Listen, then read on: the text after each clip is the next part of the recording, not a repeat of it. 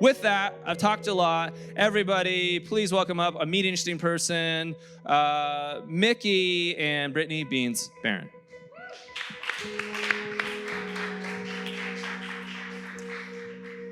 Okay. Well, where are we going? How are we doing this? I'll do this side. You going this side? I'll go on this side. This side. This you side. stay over there. This side? All right. All right, everyone. What's up? Well, today's a special day because it's Father's Day. And with that, we say this all the time. Mother's Day, Father's Day, things like that. We don't go super hard because we know all families look different. So this isn't a day about your father, whatever that relationship may be, but this is a day to just acknowledge positive fatherly energy that people put out into the world in a healthy way. And Mickey's one of those people. So you've probably been invited to Mickey's house if you've ever even said hi to him, which is a nice thing about him. He has many times brought food in here for the 4 people, doing things, and just has such positive fatherly energy, not only for his children, but for all the people around us, and that's something I want to celebrate and highlight. So Mickey, just be interesting. Yeah. Talk, Mickey, talk. All right, well, thank you. I love this community. I love you guys. So I wanted to talk a little bit about Father's Day, because for me, many years ago, Father's Day kind of was not a great day. You know, thinking about my father, we didn't have a really good relationship. And I know a lot of people that have that same kind of disconnect with their father. He was there physically, but he was not there emotionally and tangibly. I'm half Italian, so I like to touch. That's my love language, touch. And the only time I remember really touching my father was when he was dying. I was holding his hand. And I thought that was really awkward, you know, because we never really touched like that. So one of the things that scared me about becoming a father, and I've done it 4 times, I have 4 wonderful kids. When I first became a father, I was terrified because I didn't think that I knew how to be a father. Didn't feel like I had a really great example. But one of the things that happened to me was when I was 13, I met a guy named Joe who became my mentor. And I'm in my business today because Joe was my mentor.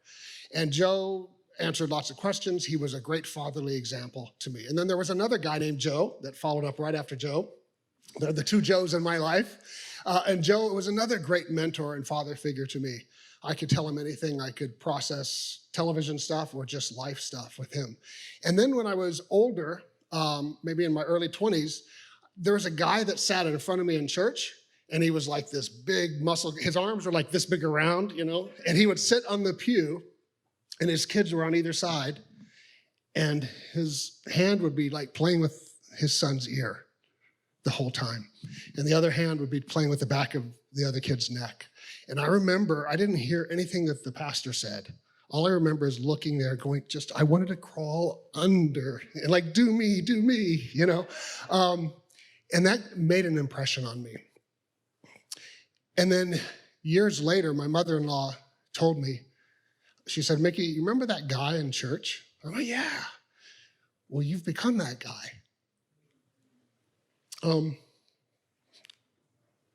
Because I do that to my kids.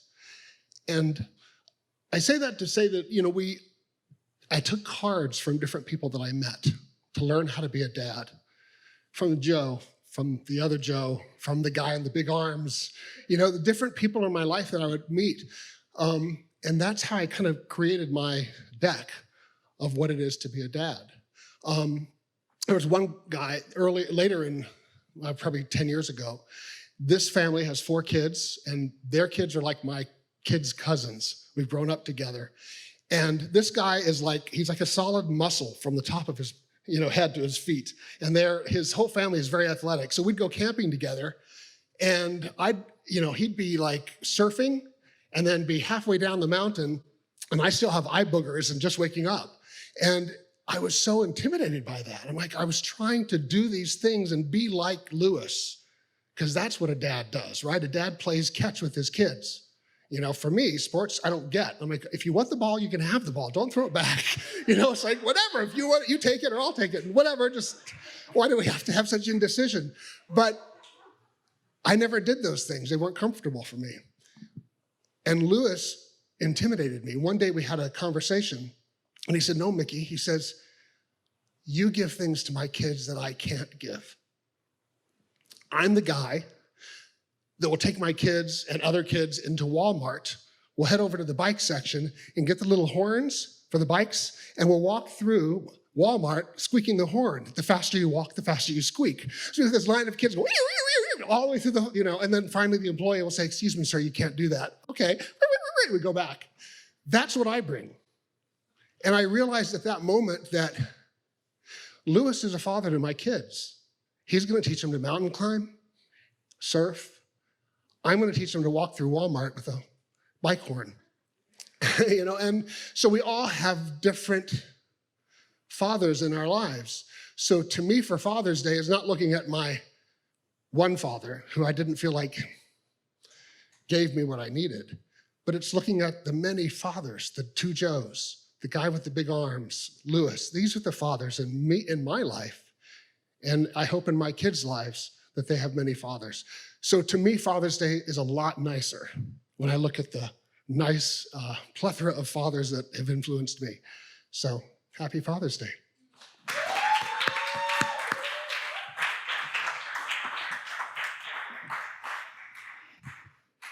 Wow, that was amazing. And I hope that resonates with you. Like we said, we know a lot of people have great relationships with their fathers, complicated relationships with their fathers, but that word, we want to push the boundaries to go beyond just meaning one thing, right? Who are the people in your life who have poured into you and taught you things and filled the gaps? So thank you, Mickey. Before we get started, I have a question for you all. We're going to break up into groups, kind of get started with this morning. And this question is pretty simple, but it is this: when did you learn about Juneteenth? If the answer is never, you can just use this time to Google.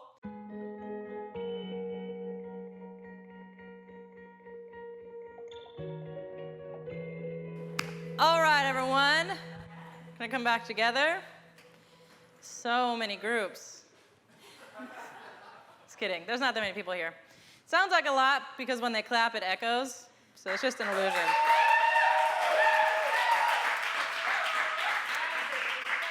Exactly. That could be 400 people. That could be 4 people. It's really around 7. I don't know. I'm bad at counting quick.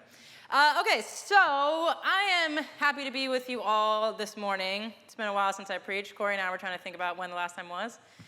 And I think it was during it was a Black History Month sermon, so that's great. I'm going to keep with the theme, and we're going to talk about Juneteenth this morning. So Juneteenth was Friday. Juneteenth is a holiday that happens on June 19th every year.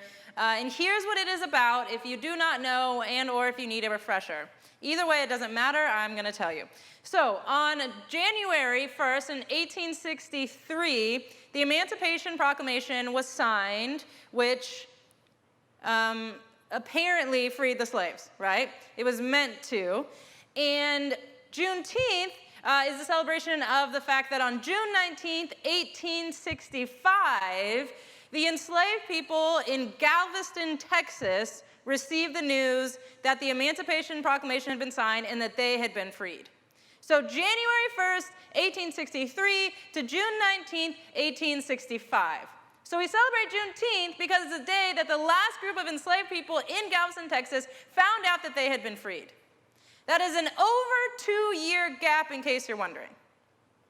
So that is the celebration. It's not the ending of slavery when that paper was signed. It's the end when these people in Galveston, Texas found out that they had been freed. Now, Juneteenth can teach us so many things, and we have a lot to learn from it. But here's what I want to focus on today and something I want to talk about. Juneteenth has always been a celebration. It's a celebratory holiday. It's a celebratory event. Growing up, when my family, we would celebrate, there would be parades, and we would go to festivals, or we would have special meals or events at church. It was always a celebration. It was a celebration of this news getting to these people. It was a celebration of freedom. And we did not say, oh, because it took so long, we're not going to celebrate. And we also didn't say, because we haven't arrived at that freedom yet, we're not going to celebrate. What we did say is, even though it took over 2 years for them to get the news, and even though we are still not completely free in this country, we will still, in the midst of that tension, celebrate. And we have so many things to learn in this country from black people. So more than I have time for today, because you know I like to preach short. But I want to talk about that reality today. I want to talk about that reality of what it means to celebrate even in the midst of that tension. What Juneteenth has to teach us about where we are currently, right now, in 2020, in Los Angeles, or wherever you're watching this from. It teaches us one thing, and that is freedom is only real when shared. Freedom is only real when shared. If you have freedom, and it only impacts your life, that is not real freedom. It becomes real by the ways in which we share it and invite other people into it. And so our fight for freedom is not a fight for my freedom. It is a fight for our freedom. That is the only way in which it becomes real. The enslaved people who had been free, even though news had word had not gotten down to Galveston, Texas, that was not freedom. It became real when it became shared. One of the second things that it teaches us is that acquiring new information about who you are and the way that the world interacts with you and what that means on a daily basis is a good thing. What happened on June 19th, 1865 was that the people who were enslaved acquired new information about themselves and the world around them, and that was very important. And we'll get to why that is still important for us to do right now. But the third thing it teaches us is to be okay and find a way to live inside of that tension and inside of that reality. Inside of the already and not yet. Inside of, it is heartbreaking and gut-wrenching that for over 2 years, people were still enslaved, although freedom had already come. And it's heartbreaking and gut-wrenching to be in the year 2020, how many years later after 1865, and we are still watching as black people in this country are not yet free. And still, in the midst of that, we find celebration. In the midst of that, we find reason to have joy. That doesn't make any of those things go away. So what does that tell us, right? So I got invited to speak at a Sister Act themed event this summer, which I was like, I don't know if you know how on the nose that is for me, because I am a big fan. In 8th grade, I superglued my teacher to the chair, and I got suspended, and it was very bad. But when I was in the principal's office, and they were like, what even gave you this idea? I was like, have you never seen Sister Act 2? They got Whoopi good. So, I was speaking at this Sister Act themed event, and the guy's organizing it, he says, we want to do like some kind of reading. Do you have any ideas for like a reading? And I was like, yeah, just give me 1 second. And in Sister Act 2, which if you've never seen it, after you research and Google Juneteenth, then turn your research over to Sister Act 2. It is a very informative cultural piece in which Whoopi Goldberg, who in Sister Act 1 was a nun who they had to hide. She was a Las Vegas lounge singer, and then they had to hide her, and then she turned the choir around, and then they help her turn a Catholic school around, and Lauryn Hill is like the student who needs help. So, star-studded cast, and there's a scene where Lauryn Hill is sort of struggling to find her way, and Whoopi Goldberg gives her a book. That book is Letters to a Young Poet, Irena Marie Wilkie? No one knows, so it's okay, I don't feel bad. And that sparked my interest in that book, and this is one of my favorite passages and chunks from that book. I want to read it to you all because it has so helped me shape this season of life, and its words are still so poignant. It goes like this. Have patience with everything that remains unsolved in your heart. Try to love the questions themselves. Like locked rooms and like books written in a foreign language, do not now look for the answer. They cannot now be given to you because you could not live them. It is a question of experiencing everything. At present, you need to live the question. perhaps you will gradually, without even noticing it, find yourself experiencing the answer some distant day. It's fascinating to me how hard it seems for people right now to figure out how to live in tension. How to live without having the exact right answer. How to live with some things in question. This is why I said we have a lot to learn from folks who have been celebrating a day like Juneteenth, which is a day that marks tension and question and not yet living into that answer. I had a mentor tell me a long time ago, as I was working on a project, and I wanted it to be absolutely perfect. I wanted to think through everything, start to finish, before we launch it. And he said, you know what? I think sometimes the answers will come in the doing.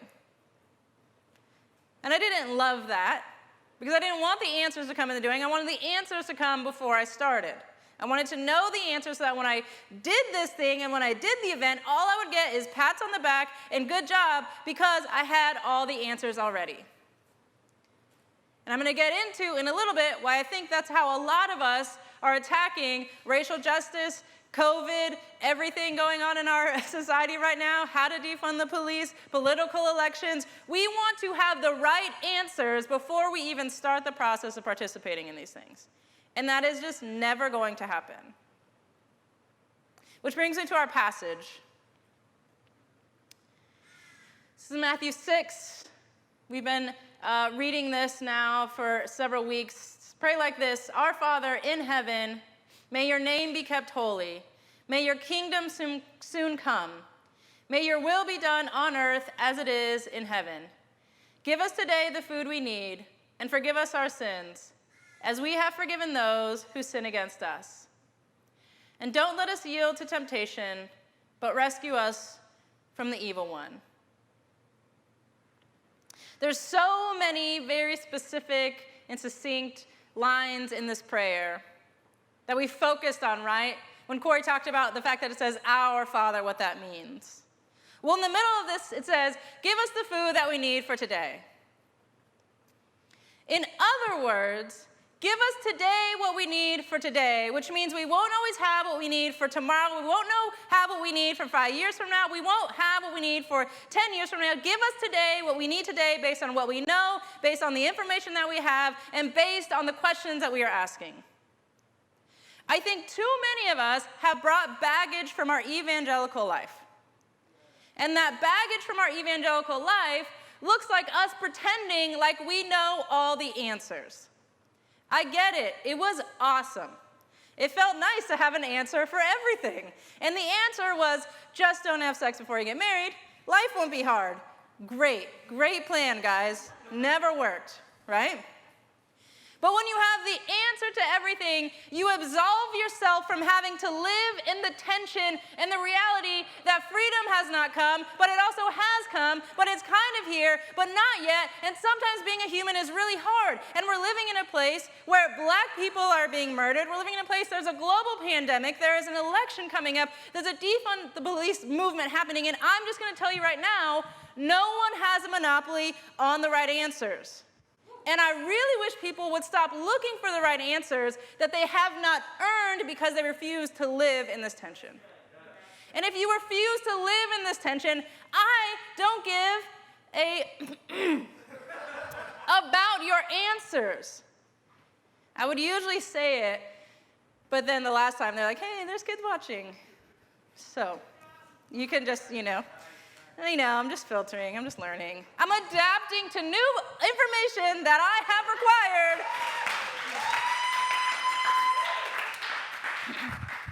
And that is what we can do. That is what this prayer tells us to do. As we live these questions, as we don't force answers, what do you need today?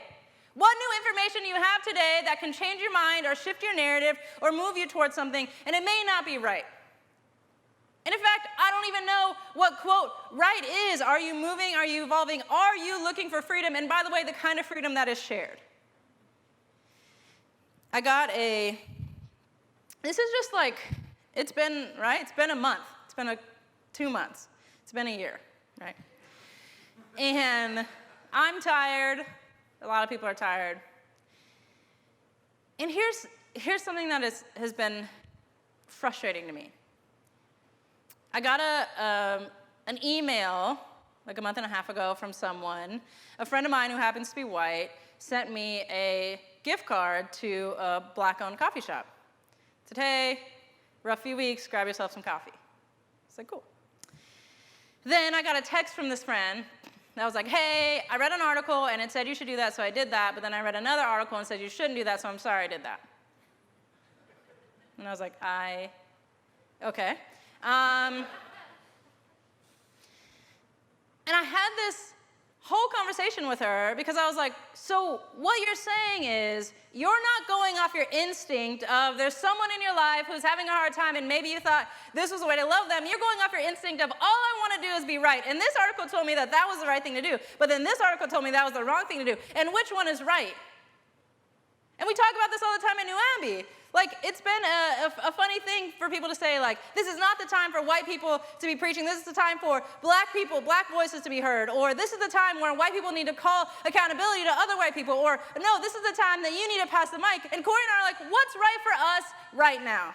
And what's right for us right now is that I didn't want to preach because I'm tired. So Corey preaches. And that's what we're doing. We're not trying to be right. We're trying to live in the tension of what's actually happening in our right lives. And I am so tired of people trying to have the right answer so that when they go out there, they get gold stars and pats on the back. You're not going to get it because you're not going to be right. You are invited to live in tension with people who have lived in tension.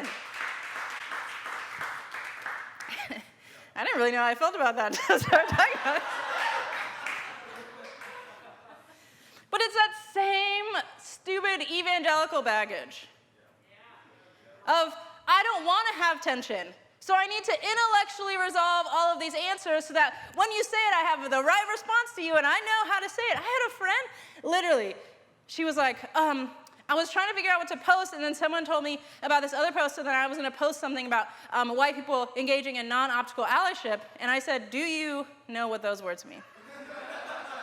And she was like, honestly, no, but I don't want people to drag me on social media. I was like, so you would rather say something that you have no idea what it means, words that you literally aren't sure what they mean because you think it might be perceived as right, rather than to sit in the tension with people who might call you to a different level of accountability if you say what you actually think and you might change in the process. That's what you want to do? You want to be right? Sounds like evangelicalism in the 1990s that I grew up in. Sounds like I just have to have the answer. I don't care if I'm changing in the process. I'm sorry, that's just not going to work. You don't get to have the answers unless you earn them by living the question. And living the question means tension. It means I feel so hopeful. I feel so hopeful day after day watching the streets be full, watching policies change, watching some officers be held accountable. And then I feel so hopeless watching more murders, seeing things go on as usual, watching people return to their everyday lives. And then I feel times where I feel so joyful and celebratory. And even this year on Juneteenth, we had a small socially responsible party, and Corey was like, are you all right? I was like, I was in my head, because this is one of the hardest Juneteenths I've ever experienced. Because I was like, yes, I want to celebrate, I'm here, I'm with my friends, and we're celebrating this day that is meant to be celebratory. But at the same time, in the back of my mind, I know how much tension I'm just sitting with. I'm just sitting in this tension. And I just swear to God, if one more person tells me that they read one book that resolved that tension for them, I will tell them they are full of shit. I'm sorry. I forgot. Sometimes we forget what we learned, okay? Let that be a lesson to you. You can make mistakes, and that's a part of the process. I'm going to get an email from a parent, and that's a part of my process. Don't make yourself feel like you want to be above reproach. That's not helpful. Allow yourself to live in the tension and the questions. This is what Juneteenth teaches us. This is what people who celebrate Juneteenth have to teach us.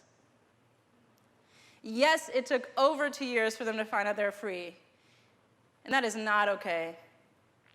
And yet we will celebrate their freedom.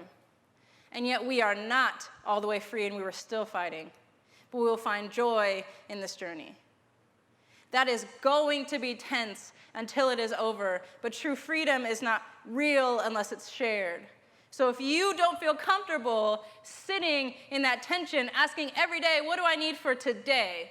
What do I need to learn today? What do I need to change today? Where do I need to move my feet today? What kind of action do I need to take? Where do I need to sit today? If you're not okay with the fact that every single day you might have to ask for something different on this journey, then you need to reevaluate what is happening inside. If all you're looking for is right answers, I promise you, you will not find them. And even if you find them, you will just be spouting off knowledge that has not been earned through living. Corey and I joke all the time. When I was a pastor in my megachurch life, and people would come meet with me, I used to say all the time, literally, it sounds like you love the gift more than the giver. I don't even know what that means. I don't know what it means. I truly, as I'm even saying right now, I don't know what it means. But what I did know was that was an acceptable thing to say. And so I said it all the time. No, people are talking about marriage problems. People are talking to me about their money. People are talking about all this stuff. It sounds like you're more in love with the gift than the, and every time they would be like, whoa. And I'm like, yeah, let's, I'll pray there, and you go think about that.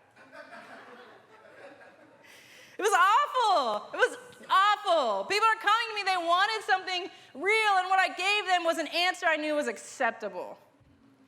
Instead of sitting with people and saying, that sounds hard. I don't know. And allowing that tension to fill the room in a different kind of way. And right now, the tension is filling the room.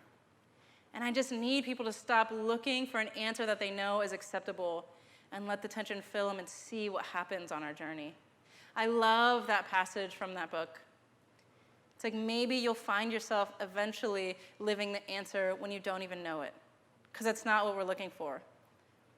We are looking to try and be a part of fighting for and finding freedom in this tension, finding moments to celebrate, finding moments of joy, finding moments for action. What do you need today? Give us the food we need for today. And today, you look different than you will tomorrow. And tomorrow, you will look very different than you were 10 years ago. I'm not telling people they love the gift more than the giver anymore, even though I never knew what that means because I've changed and I've evolved, because each new day I'm trying to ask, what do I need for today and how might that change me? What new information will I acquire about myself and the world around me? That's a conversation I hope we can participate in. That's one thing I hope we can learn from Juneteenth this year. Is there's tension all over. It's full. Our world right now is full because I haven't even gotten to the pandemic or the election, okay? And God help us, right? Like 2 days ago, I woke up, literally, and I told Sammy, I was like, oh my God, COVID, right? Like, I forgot. I was like, geez, we're still doing that.